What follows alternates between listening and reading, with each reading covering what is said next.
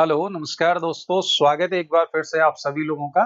मेरा नाम डॉक्टर योगेंद्र सिंह चौहान है और स्वास्थ्य जागरूकता की सीरीज में आज मैं आपसे बात करने वाला हूँ बालू का स्वेद के बारे में। बालू का स्वेद क्या है, इसके क्या बेनिफिट्स होते हैं, इसके इंडिकेशन क्या है, यानी ये कब कराया जाता है और इसमें क्या-क्या सामग्री प्रयोग होती है, इन सारे विषयों पे मैं आज आपसे बात करने वाला हूँ। मैं आपको बताना चाहूँगा कि बालू का स्वेद अगर आपके शरीर में कहीं पर भी कोई स्टिफनेस है, कहीं पर भी कोई पेन है, कहीं पर कोई स्वेलिंग है और आप बहुत ज़्यादा दर्द से परेशान हैं और आपको आराम नहीं हो रहा है, तो इस बालू का स्वेद को ज़रूर ट्राई करिए। ये बालू का स्वेद क्या है? चलिए बात करते हैं। सबसे पहले आपको इसके नाम से पता चलेगा। बालू का स्वेद।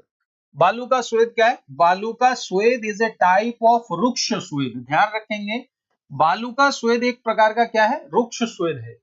आयुर्वेद में ऐसा कहा गया है कि आपके शरीर में बीमारी होने के लिए एक अवस्था है आम अवस्था और एक अवस्था है निराम अवस्था।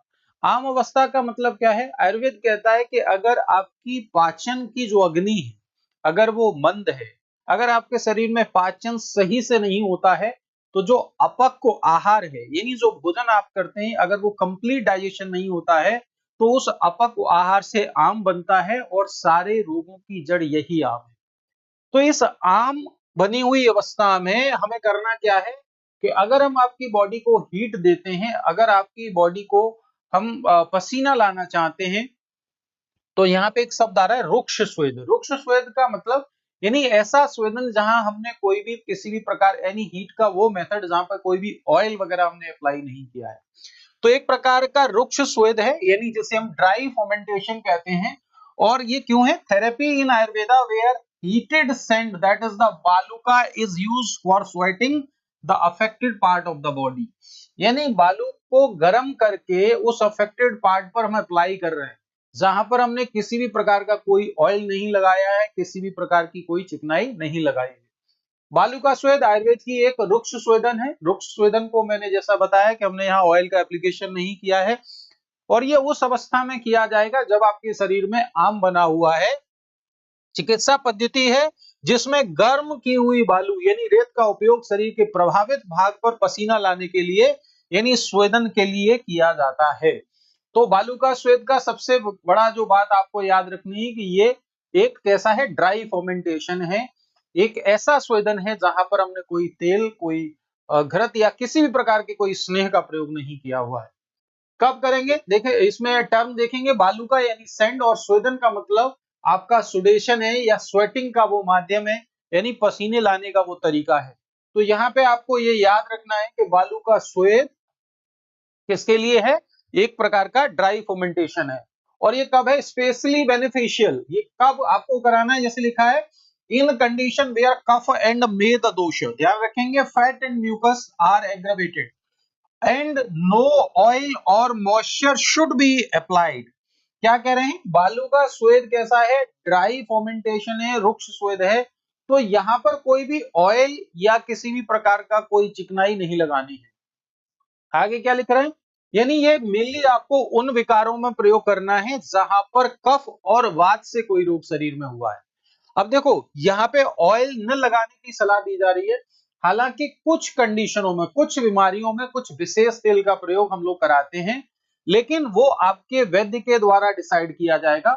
क्योंकि आम अवस्था में अगर शरीर में आम बना हुआ है, उस दौरान अगर कोई साधारण तेल लगाएंगे और उससे क्या होगा? आपके शरीर में कफ बढ़ जाएगा। आपके शरीर में कफ बढ़ने से, वात बढ़ने से आपको प्रॉब्लम ज्यादा होने लगेगी।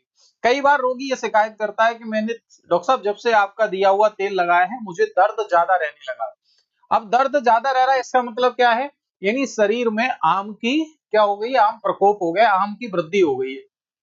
लेकिन कुछ स्पेशल तेल हैं, जैसे मैं बात करूं विषगर्भ तेल है, महाविषगर्भ तेल है, इनको इस कंडीशन में लगाया जा सकता है। ये डिसीजन आपके डॉक्टर के द्वारा लिया जाएगा। Are aggravated and no oil. ठीक है, लिख रहा है such joint swelling without infection और स्टिफनेस और पेन ड्यू टू इन्फ्लेमेशन। यानी आपको ये बात याद रखनी है कि जो आपका बालू का स्वेद है, बालू का स्वेद हमेशा कफ और वात की विकृत अवस्था में लगाया जाएगा। ठीक है, थोड़ा और आगे की बात करते हैं। इसका पर्पस क्या है? यानी बालू का स्वेद कब कराना है? तो बालू का स्वेद का मेन जो पर्पज है टू रिलीव पेन। जैसा मैंने बताया, अगर आपके शरीर में कहीं पर कोई दर्द है, किसी भी प्रकार की कोई स्टिफनेस है, कोई स्वेलिंग है और heaviness caused by arm and cough, यानी शरीर में जॉइंट में कोई स्टिफनेस है, कोई हैवीपन, यानी आपको शरीर में कुछ भारी सा महसूस होता है, जॉइंट में किसी भी प्रकार की कोई स्वेलिंग है और ये मेनली वात कफस की वजह से होता है, तो उस दौरान थ्रो ड्राई हीट अप्लाइड, यानी ऐसे केसों में वात कफस विकारों में हमेशा और हमेशा आपको ड्राई हीट देनी है, यानी बालू का स्वेद कराना है। तो ये आपको याद रखना है। जैसे अभी आप देख रहे हैं कि सर्दी के दिन चल रहे हैं, है ना? जब भी आपको कोल्ड का एक्सपोजर होगा, ठंडी लग जाएगी, तो उस दौरान क्या हो जाता है, बॉडी में जॉइंट स्टिफ हो जाते हैं। यानी जैसे कई बार देखते हैं शोल्डर फ्रोजन कंडीशन में हो जाता है, कई बार हमारे नी के अंदर फ्लूइड एक्यूमुलेट हो जाता है, घुटनों पे सूजन आ जाती है। और अगर आपके शरीर में ऐसी कोई स्थिति है तो वहां पर आप बालू का स्वेद यानी ड्राई फर्मेंटेशन प्रयोग कर सकते हैं। थोड़ा और आगे की बात करते हैं और बात करते हैं कि इसमें मटेरियल क्या क्या चाहिए। तो बालू का स्वेद बड़ा सिंपल सा प्रोसीजर है। वैसे तो ये आपके वैद्य और डॉक्टर के द्वारा किया जाना चाहिए, लेकिन इसे आप घर पे भी ट्राई कर सकते हैं। इसमें करना क्या है, आपको क्या चाहिए, सबसे पहले आपको स्वच्छ सूखी रेत यानी बालू चाहिए। उसके बाद गर्म करने का एक कोई पात्र चाहिए और मोटा सूती कपड़ा चाहिए। ध्यान देंगे, सूती कपड़ा क्यों लेंगे, क्योंकि अभी मैं आपको बताऊंगा कि जब भी बालू को आप किसी भी बर्तन में लेकर के गर्म करेंगे और उसकी पोटली बनाएंगे, और अगर कपड़ा आपका कॉटन का नहीं हुआ, कपड़ा किसी भी तरीके का नायलॉन या सिंथेटिक कोई भी फाइबर हुआ, तो वो जल जाएगा। तो इसीलिए आपको सूती कपड़ा लेना है और उसकी पोटली पोटली बनाने का तरीका सबसे आसान क्या है, सूती कपड़ा लेंगे, उसकी 4 लेयर बनाएंगे और 4 लेयरों के बीच में उस बालू को रखेंगे जो गर्म की हुई बालू है। और फिर क्या करेंगे, आपको क्या चाहिए, स्टोव। ऑब्वियस सी बात है, गर्म करने के लिए चूल्हा या स्टोव चाहिए। आपने जो बालू गर्म किया हुआ है, 4 लेयर कपड़े के बीच में से रख करके अच्छी तरीके से इसकी पोटली बांधेंगे। क्यों? क्योंकि जब आप प्रोसीजर कर रहे हैं, उस दौरान अगर बालू आपके शरीर पर डायरेक्ट गिर गई, तो आपको कहीं न कहीं बर्न कर सकती है, आपको जला सकती है। तो ये मटेरियल है। अब बात कर लेते हैं कि ये प्रोसीजर किया कैसे जाता है। तो इसमें भी वही बात याद रखनी है, पूर्व कर्म, प्रधान कर्म और पश्चात कर्म। तो पूर्व कर्म में क्या करना है, रोगी का परीक्षण कर हल्का भोजन कराया जाता है। यानी बालू का स्वेद जिसका होना है, उसका आपको इनिशियली यानी प्रिपरेटरी फेज में उसका भोजन कैसा होना चाहिए, हल्का होना चाहिए, पाचन आसानी से हो जाए, उससे आम ना बने। ठीक है, तो आपको क्या याद रखना है, हल्का भोजन देना है और क्या करना है, प्रभावित स्थान को साफ कर सुखाया जाता है। यानी जहां पर भी आपने बालू का स्वेद करना है, सपोज दैट नी पे करना है, बैक पे करना है, तो वहां पे आपको उस एरिया को साफ सुथरा कर लेना है। और उसके बाद क्या करना है, इस स्वेदन से पहले तेल अभ्यंग नहीं किया जाता।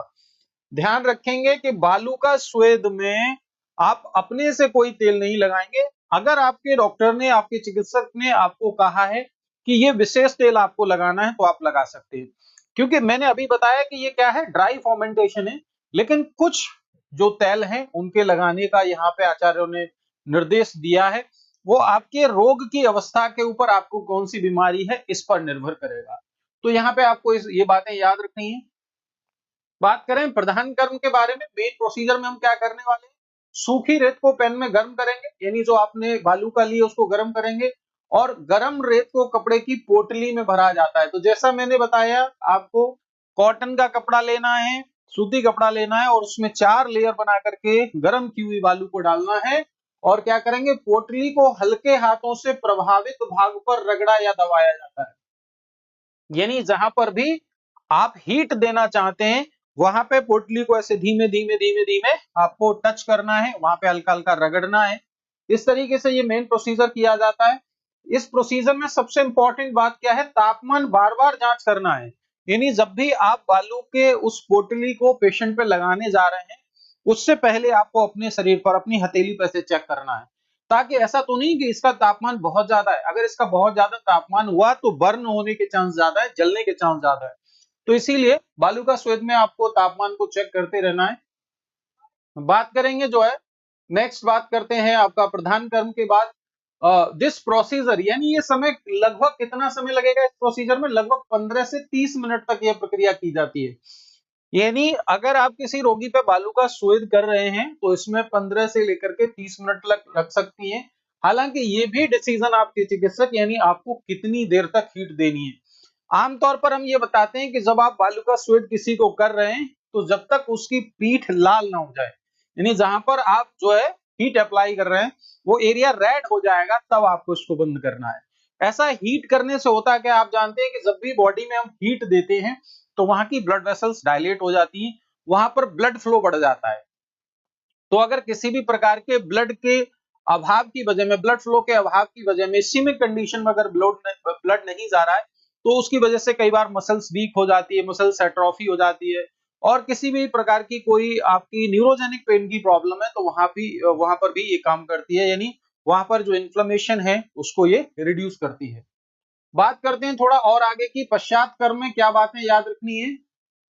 तो आपको ध्यान रखना है, स्थान को सूखे कपड़े से पोंछा जाता है, यानी जहां पर आपने प्रोसीजर किया है उसको एक ड्राई कपड़े से आपको साफ करना है, और साथ ही साथ में ठंडी हवा या स्नान से बचाव किया जाता है, यानी रोगी को बताना है कि आपको ठंडी चीजें नहीं लेनी है, साथ ही साथ में ठंडे पानी से स्नान भी नहीं करना है। अगर रोगी चाहता है कि उसे स्नान करना है तो उसको क्या करना है, ल्यूक वार्म वाटर का प्रयोग करना है, यानी गर्म पानी से उसे स्नान करना है। और रोगी को विश्राम और गर्म आहार जैसे सूप है, दलिया है, ये सारी चीजें देने के लिए कहा जाता है, यानी उसको रेस्ट के लिए बोला जाएगा। और उसका जो आहार है, उसका जो भोजन है वो कैसा होना चाहिए, गर्म होना चाहिए, सुपाच्य होना चाहिए, हल्का होना चाहिए। पश्चात कर्म में ये बातें आपको रोगी को समझानी है। नेक्स्ट बात करें ड्यूरेशन, तो जैसा मैंने अभी बताया कि ड्यूरेशन का जो डिसीजन है आपके वैद्य लेंगे कि आपकी जो रोग की अवस्था है वो किस प्रकार की है, कितने समय तक देना है। यूजुअली हम इसको 7 to 14 डेज कराते हैं डिपेंडिंग ऑन द कंडीशन, यानी 7 से 14 दिन तक कराते हैं फिर भी। लेकिन अगर आपके केस में कोई ऐसी बीमारी है जिसमें आपको लंबे समय तक जो है बालू का स्वेद की आवश्यकता है, या आपके शरीर में जो आम अवस्था है, कफ बहुत ज्यादा बढ़ा हुआ है, तो ये ड्यूरेशन आगे भी जा सकता है, 21 दिन तक जा सकता है। तो इस तरीके से ये बातें आपको याद रखनी है। बात करते हैं इंडिकेशन की, यानी बालू का स्वेद किस कंडीशन में आपको कराना है। तो सबसे पहले आप देखेंगे संधिगत वात, यानी संधिवात जिसे अपन कहते हैं मॉडर्न साइंस में, जिसे ऑस्टियोआर्थराइटिस कहते हैं। एज रिलेटेड प्रॉब्लम है ना ऑस्टियोआर्थराइटिस, तो ऑस्टियोआर्थराइटिस के केस में आप इसे करा सकते हैं। और संधिवात जैसे ऑस्टियोआर्थराइटिस मैंने अभी बताया, संधिवात में यानी आपके ज्वाइंट में, मेनली आपके जो बॉडी के लार्ज ज्वाइंट होते हैं जैसे घुटने का ज्वाइंट है, वहां पर अगर दर्द होता है तो आप वहां पे क्या करा सकते हैं, वहां पे बालू का स्वेद करा सकते हैं। उसी तरीके से आमबात कंडीशन है, आमबात जैसे आप मॉडर्न साइंस में रूमेटॉइड अर्थराइटिस कहते हैं, यानी बॉडी के छोटे छोटे ज्वाइंट में।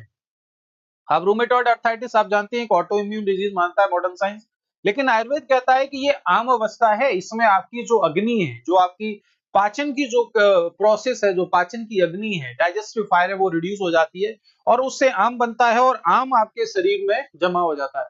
आयुर्वेद क्या कहता है, सर्वे रोगा मंदा अग्नि, यानी सारे रोगों की जो जड़ है वो आपकी मंद अग्नि है। तो ये आम ही सारे रोगों की जड़ मानी जाती है। तो आम अवस्था के केस में रूमेटॉइड अर्थराइटिस। और ध्यान रखेंगे ये जो आप बालू का स्वेद करा रहे हैं ये कभी भी आपको बहुत इनिशियल कंडीशन में यानी एक्यूट इन्फ्लेमेशन में नहीं कराना है। जब कोई भी जॉइंट का इन्फ्लेमेशन क्रोनिक होगा, लंबे समय से अगर रोगी परेशान है, तो उस दौरान आप इसका प्रयोग करेंगे। अर्ली कोई इन्फ्लेमेशन हुआ है तो वहां पर आपको बालू का स्वेद नहीं कराना है। आगे क्या कह रहे हैं, आम बात में करा सकते हैं, या कफ या बात से रिलेटेड कोई प्रॉब्लम है वहां पे आप करा सकते हैं, या जॉइंट में किसी भी प्रकार का कोई स्वेलिंग यानी सोथ है, अगर कोई प्रकार की सूजन है तो वहां पर भी आप क्या करा सकते हैं, बालू का स्वेद करा सकते हैं। लेकिन इस सोथ में ध्यान रखेंगे, ये सूजन, ये सोथ आपका बहुत एक्यूट नहीं होना चाहिए। अभी अभी कोई अगर स्वेलिंग हुई है तो उसमें आप बालू का स्वेद नहीं कराएंगे। बात करते हैं थोड़ा आगे की, और कहां करा सकते हैं, स्टिफनेस, यानी अगर बॉडी में कोई जकड़न है, जैसे फ्रोजन शोल्डर जैसी प्रॉब्लम है ना, तो उस केस में आप क्या करा सकते हैं, इसमें बालू का स्वेद करा सकते हैं। अगर किसी भी प्रकार का कोई बैक पेन है, नेक पेन है या नी पेन है, यानी पीठ, गर्दन और घुटनों का दर्द है, लंबे समय से आप परेशान हैं, तो आप बालू का स्वेद को जरूर ट्राई करिए, इसके बहुत अच्छे रिजल्ट हैं। और इसी तरीके से एक प्रॉब्लम है सियाटिका, सियाटिका जिसे आयुर्वेद ग्रदशी कहता है। सियाटिका भी क्या है, आपकी वात कफज है। तो इसमें भी वैसे तो मॉडर्न साइंस में आप पढ़ेंगे कि सियाटिक जो नर्व है, सियाटिक नर्व के कंप्रेशन की वजह से ये प्रॉब्लम आपको होती है। तो इसमें बालू का स्वेद का हमने पर्सनली देखा है कि बहुत अच्छे रिजल्ट हैं। स्टिफनेस के केस में और आपकी sciatica जैसी प्रॉब्लम में और आपको मैंने आम बात की जो समस्या बताई है उसमें यानी रोमेटॉइड अर्थराइटिस में बालूका स्वेद के बहुत अच्छे रिजल्ट हैं। थोड़ा और आगे की बात करते हैं कि कॉन्ट्रा इंडिकेशन क्या है, कहाँ नहीं कराना है। तो जैसा मैंने बताया एक्यूट इन्फ्लेमेशन, अगर किसी भी प्रकार का कोई अभी तुरंत इन्फ्लेमेशन हुआ है या किसी भी प्रकार की कोई रेडनेस है आपकी जॉइंट पर तो आपको वहां नहीं कराना है। या पेशेंट को हाई ग्रेड फीवर है, ध्यान रखेंगे क्योंकि देखो शरीर में आप ताप दे रहे हो, आप गर्मी दे रहे हो और शरीर में ऑलरेडी हीट बढ़ी हुई है, फीवर ऑलरेडी है, तो वहां पे आपको ऐसा नहीं करना है, बालों का स्वेद नहीं कराना है। सीवियर वीकनेस, अगर पेशेंट को बहुत ज्यादा वीकनेस है तब भी आपको बालू का स्वेद नहीं कराना है।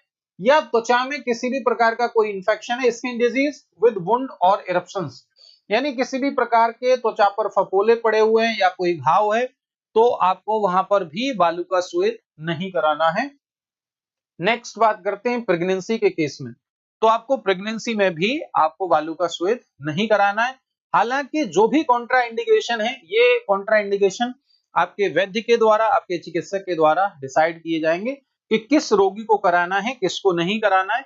मैंने आम कुछ बातें की कि इन कंडीशनों में जनरली आपको बालू का स्वेद नहीं कराना चाहिए। तो बालू का स्वेद को लेकर के ये जानकारी मैंने आपको दी है।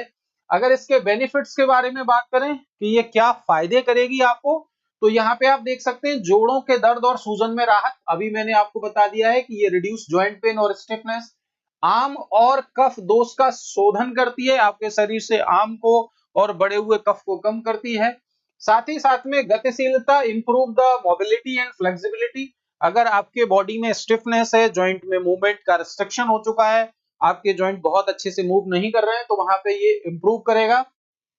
सूजन और भारीपन को कम करता है, यानी डिक्रीज स्वेलिंग और हैवीनेस, जैसा मैंने आपको बताया घुटने में या किसी भी शरीर के जॉइंट में आपको कोई स्वेलिंग है, आपको कोई स्टिफनेस है तो वहां भी ये आपकी मदद करेगा।